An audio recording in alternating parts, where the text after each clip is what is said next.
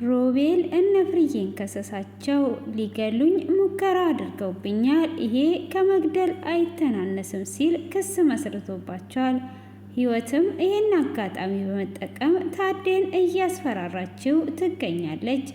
በአይኑ በብረት አይኔ ነው ያየሁት፣ ስለዚህ ሮቤል ክስ ሊመሰርትባችሁ ሄዷል። ይህንን ክስ እንዳነሳላችሁ የምትፈልግ ከሆነ እኔ ልጅክ እንደሆንክ ለሙሉ ቤተሰቦች ከተናገርክ እስር ቤት አትገባም፣ ካለበለዛ ደግሞ እስር ቤት ትገባለ ብላ ትለዋለች።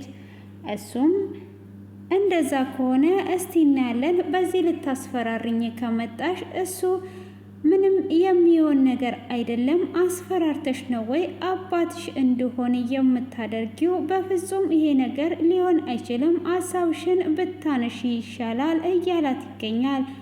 ሰላም ጤና ይስጥልኝ፣ ኢየሩስ ነኝ። እንኳን ወደዚህ ቻናል በደህና መጣችሁ። ሰብና ላይክ እያደረጋችሁ እንድትቀላቀሉ ስል በአክብሮት እየጋበዝኳችሁ ያለፈውን ክፍል ትንሽ አስታውሳችሁ ሮቤልን ራሔልን እየታርገሃል በማለት አግተውት እያስፈራሩት ነበረ። የሆነ ሰዓትም ፍርዬ ሞቶብኛል ብላ ራሱ እጅግ አዝኗ በነበረበት ሰዓት ሮቤል ሊነቃ ችሎ ሁሉንም ነገር ደስ ብሏት ሳለ አሁንም ማስፈራራታቸውን አልተውም ነበረ። ታዴ ሂጂና ራሔል ያለችበት ቦታ አንቺ ሂጂ፣ እኔ የምጨርሰው ነገር አለ፣ ልጄን ይዘሽልኝ ነይ በማለት ፍርዬን እንደሸኛት ሮቤልን በባለፈው ጊዜ በሽጉጥ እያስፈራራኸኝ አንተ ነህ አይደል ወይ? ስለዚህ እውነቱን ትናገራለህ፣ ዛሬ የመጨረሻ ነው ብሎ እያስፈራራው ነበር። ሮቤልም እኔ ከተወለድኩ ቀን ጀምሮ ሽጉጥ አልያዝኩም፣ አሁን እንደው ይዣለሁ ብዬ ብነግርክ እንኳን ትቀበላለህ ወይ? ስለዚህ አሁን የማይመስል ነገር አታድርግ፣ እኔ ምንም የማውቀው ነገር የለም ብሎ ቢለውም ይሄማ የምታውቀው ነገር አለ፣ ስለዚህ አለቅህም ብሎ ይለዋል። ስለዚህ ትቤትህ አሁን ሊያስወራ ስላልቻለ ትንሽ ቆይቼ እመለሳለሁ ብሎት ልክ ሲወጣ ሮቤል ይጨዋል። አይ ከጮክማ ብሎ ከእንደገና አፉን እንዳፈነው ህይወት ትመጣለች። ህይወትም በበሩ ስር እየተመለከተቻቸው ነበረ።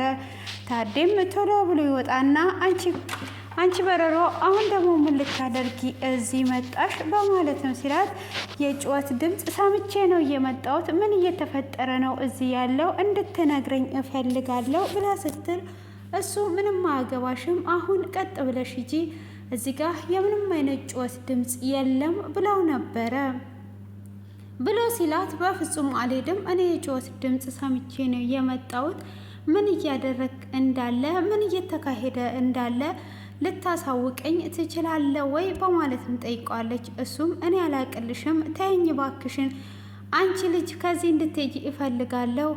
እኔ ራሔልን እየፈለግኩ በተጨነኩበት አንቺ እዚህ ጋር የሰው ድምፅ ብለሽ ጭራሽ ታጨናንቅኛለሽ ወይ? በማለትም እያላት እያለ አሁንም የሮቤልን ድምፅ ሰማለች። ሆኖም በበር እየቀረጸቻቸው እንደነበረ ማንም እያየው ነገር የለም።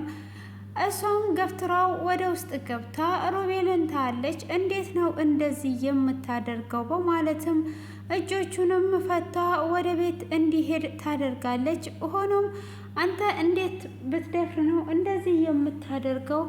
እኔ አባቴን የምጠላ እናንተ ደግሞ ልጃችሁን አጥብቃችሁ የምትፈልጉ ልጃችሁ ደግሞ በእናንተ የተነሳ ትታችሁ የወጣች እያለ ሮቤልን መናገር ይጀምራል። ታዴም ልጅ ማለት እንደዚህ በወላጁ ሲፈለግ ነው። እናንተ በወላጅ አንተ ሞንክ እሷም አትፈለጉም፣ አሁን ዞር በልልኝ እያለ አንዳንድ ቃላቶችን ከተናገረውም በኋላ ሮቤል ወደ ውስጥ ይገባል። ህይወትም ምን ሆነ ነው? ለምንድን ነው እንደዚህ የተከሰተው? በምን የተነሳ ነው ብላ ስትጠይቀውም እኔና አንቺ ስናወራ ፍርዬ በበሩ ስር እያዳመጠችን ነበረ። ከዛም በኋላ ጀርማቴን ከኋላ በኩል አንድ ጊዜ መታችኝ። ከዛን አሁንም አልናገር ስል ሁለተኛ ስትመታኝ እኔ ራሴን ሳትኩኝ ብሎ ያለውን ነገር ይነግራታል። ግን መተሽ እንደምታድኝኝ አውቄ ነበር በማለትም ይነግራታል። እሷ እንደማድን ጭራሽኑም አላሰብኩም ነበር። እንዴትስ እንዲህ ፍርዬ ጨክኗ እንደዚህ ልታደርግ ትችላለች?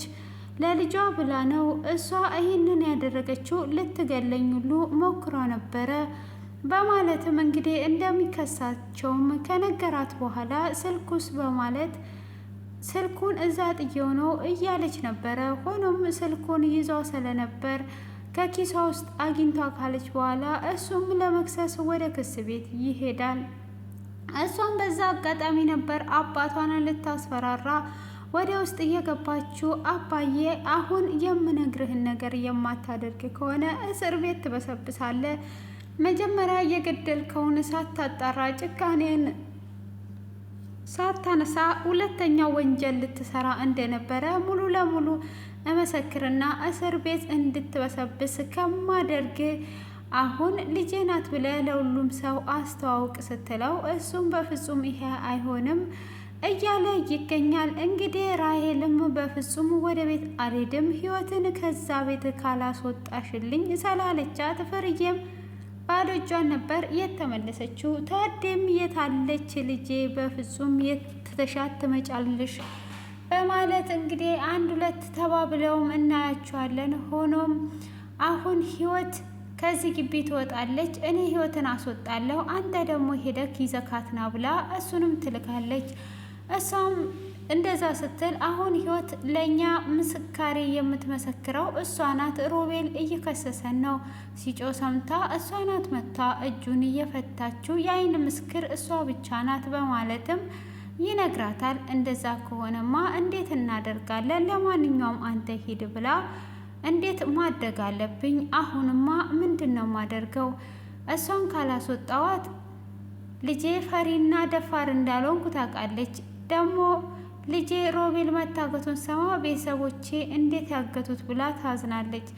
እንዴትስ ነው መሆነው? እስር ቤትስ ነው ምገባው ወይ ብላ ከእንደገና ያገተችበትንና ሮቤልን የመታችበትን ዱላ ሄዷ ታይና ዱላውንም አሻራዋን ጠርጓ ግዴታ መታሰር ያለበት እሱ መሆን አለበት፣ እኔ መታሰር የለብኝም ብላ እሷም ወደ ህይወት ጋር ትሄዳለች። ህይወት ጋር ሄዳ ህይወትንም እኔ መልካም ሰው እንደሆንኩ ታውቂያለሽ፣ የዛን ጊዜ ታዴና